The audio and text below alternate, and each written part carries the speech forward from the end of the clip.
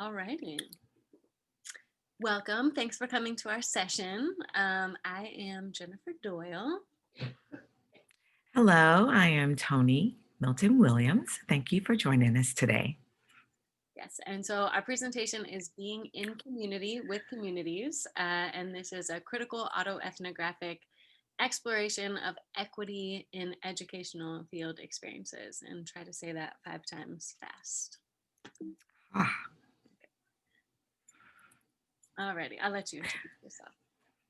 all right. Well, we are together, Team D-Dub, and we are recommitting ourselves to community engagement. I am Toni Williams. I am a Black female middle level teacher educator. And I am Jen Doyle, and I am a white female secondary level teacher educator. And we both work at the same university. Which is the University of South Carolina.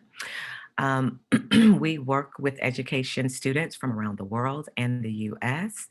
We work with traditional students. We work with non-traditional students who may be out of the range of traditional college age. We also have a lot of first generation students, transfer students, and most importantly, our students are predominantly females and we work at a predominantly white institution. So that really drives the work that we do.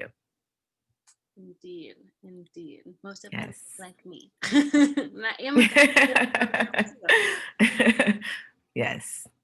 Yes, so we just wanted to go into a bit of an explanation of how we're approaching autoethnography, and it's through this critical lens. And so that critical orientation is important, and that it signifies these ties to critical theory with this focus on how power intersects with our personal experiences and how the structural forces all interact with that as well. And so it attempts to just do more than just kind of reveal the power structures at work. We're attempting to kind of deconstruct what this looks like in our work.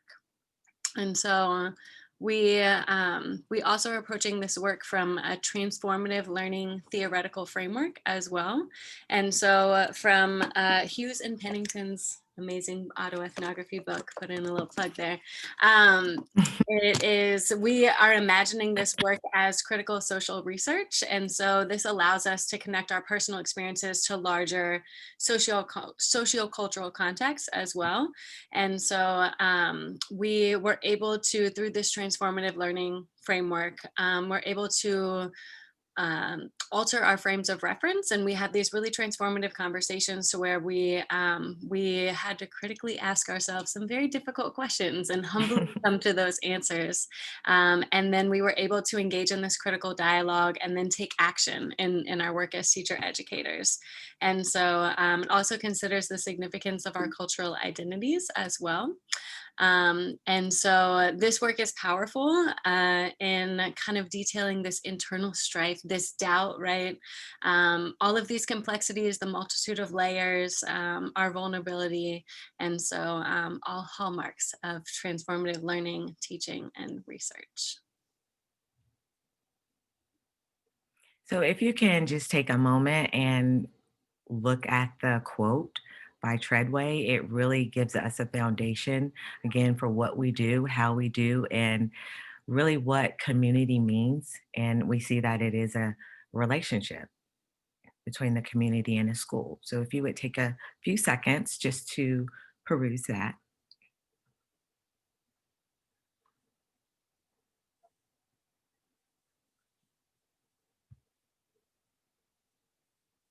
Practicing my teacher wait time there. It's okay.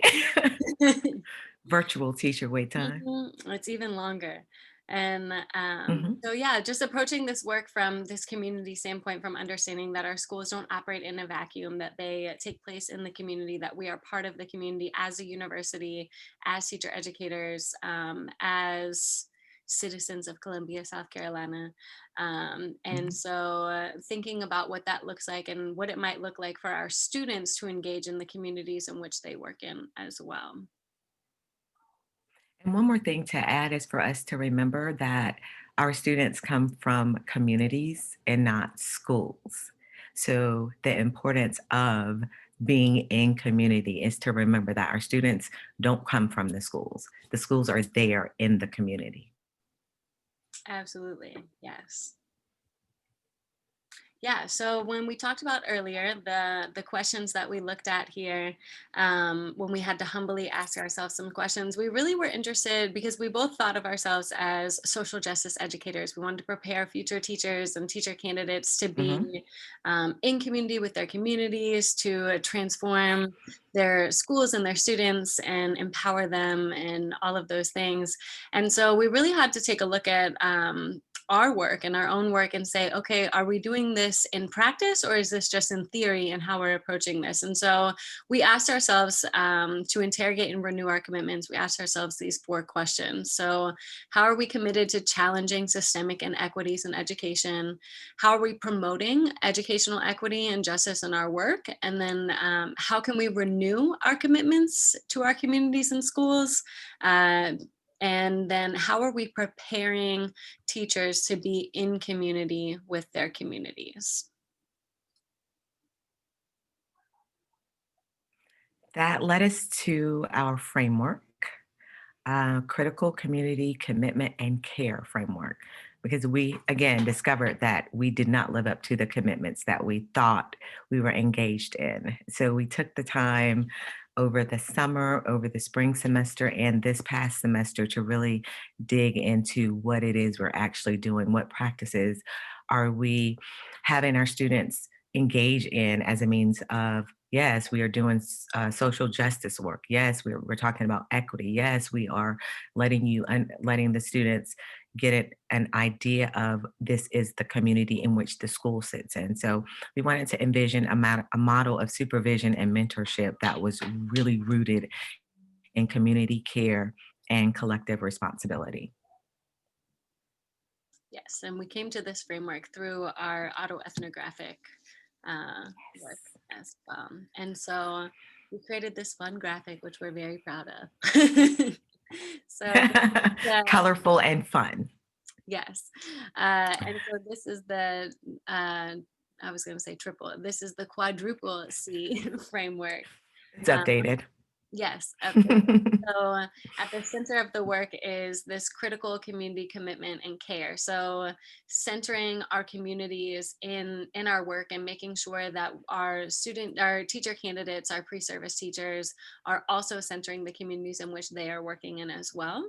And so we started with individuals. And so, mind you, we have not always done this. This is what we found out in our reflections is Yes. we were writing through it and we were writing our autoethnographic stories and comparing. And we were like, we thought that we were doing this, but how can we be more intentional about this? How can we renew our commitments? And so we came up with this framework that we are actually so excited to try out in Yes. January. Um, Yes, we are. and so We want our students to see this and to live this. We want our students, our education students or teacher candidates, we want them to really own this model as they are preparing to go out and teach. Absolutely. Yeah. And so it starts with the individual and having them critically analyze social identity. So we do that work as well because we never want to ask our teacher candidates, our students to do something that we ourselves are not willing to do as well. And so looking at the Mhm. intersections of all of our social identities, race, class, gender, the communities, and then looking to the communities in which we come from. And so having students Mhm. analyze their own communities as well, and then looking at having them interview or do surveys with their high school or middle school students that they're working with that semester during their practicum, during their internships, because we both work with field experiences in all of our classes. And so having them look at that and having the students engage in that work as well, and then moving into like, what is the surrounding community? How can we get to know the community in which our students are coming from? And how can we look at that from an asset-based lens rather than a deficit-based lens? Because what we found often is that sometimes our students were going into particular schools in our community with these really deficit viewpoints. And that's kind of what the imagination was surrounding these schools. And so how can we deliberately disrupt that? How can we place them in field experiences that they are going to be able to critically analyze that and get to know the strengths and the assets in a community rather than just what the community is lacking. And so kind of that always moving in and out from individual to community. So it's not a perfect circle that you're just kind of always. It always connects. It's fluid. It connects. You realize who you are, where you come from, and what your community is now, your past community, and how it builds on the relationships and the community that our pre-service teachers are building with their students, and then their surrounding communities, and then they in turn encourage their individual students to do the same. So it's always moving, and it's fluid, and it's layered at the same time. Absolutely, yeah. And so what we are most excited about because we don't have enough time, but we also put ourselves through this framework as well. And so thinking through, how did we come to this work? Because neither one of us are originally from Columbia, South Carolina, but we've been there for a while now. And so how did we get to know the communities there? And so we put ourselves through this framework as well through this work. And so hopefully we can have more conversations about that in the Yes, top of the yes. year. In a new year, thank goodness. The new year. Yes. We have thorns and roses of teaching for learning and for equity through our field experiences and our internships. Some of the thorns in having to do this work and use the framework, and what we found as we have gone through this process and we will continue to dig. Sometimes the field experiences, they solidify what Dr. Doyle said is already the deficit perspective that our students come from. We don't want that. We don't want those thorns. And so if we move over to the rose, we see how this issue could turn into a possibility, into teachable moments for our students. We've had them come back to us and say, hey, that was amazing. I learned so much, and I would have never thought that so and so if I hadn't had to go out and do this. Another thing is resistance from students. So doing this work in and of itself can be sometimes challenging, but looking like me, and I teach a room full of students who don't look like me, I do encounter some resistance.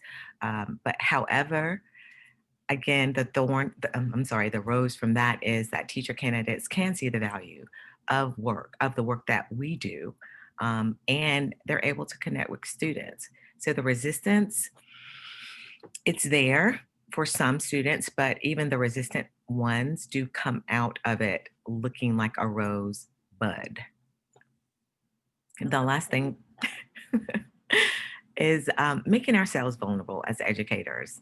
We work really hard to do what we say and model by example. And again, if we don't want to have our students doing something that we haven't already done ourselves as educators. So the rose in that is we get to grow as educators, and we get to continuously grow because we know the work that we are doing, the work that we do is making a difference. And we know that our students are really pushing themselves to push past the thorns so that they are becoming roses in all of this. And we also want them to know that it's a process, it's a journey. It just like the roses, they don't just bud overnight, they don't just form. They have to continue to work. Absolutely. Yeah. And so kind of looking forward, we are really excited because we got the idea to kind of do a video like this to introduce this framework to our classes this upcoming spring 2021 semester, which I'm Yes. confused because I think it's still spring 2020 semester, but it's fine. And but we did find when we were doing, so it wasn't all bad what we found in our critical reflections and our autoethnographic explorations, but we did find that it starts with building this community in our own classrooms. And so we had a lot of conversations about particularly what that looks like now in this virtual world, because we found that it was pretty easy in the spring semester to where we already had this community built. So when we just didn't come back after spring break, we were actually able to get deeper with our students. We were actually able to be in community with them in a deeper way virtually. And then this semester has been different because we don't know them. There's so much energy in a room, and so thinking about how do we build community in our classrooms, and thinking about what that looks like with the communities that we work in.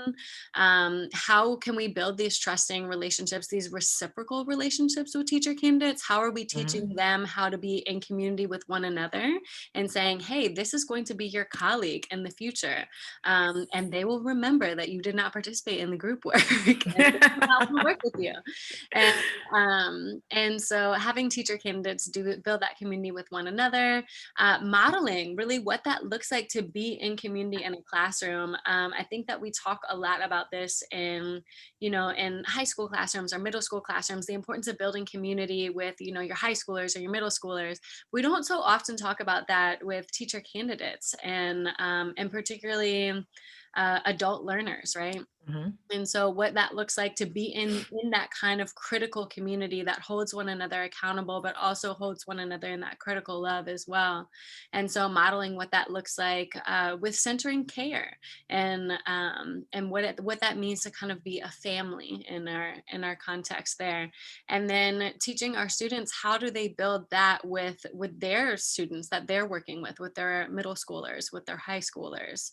And so we just have been engaged in these incredibly transformative conversations Yes. that led to creating this framework. And so we are so excited, looking forward. We look Cheers. forward to the conversations that we hope to have at the top of the year. And Mhm. we thank you for your time as well. Thank you. Yes, we do.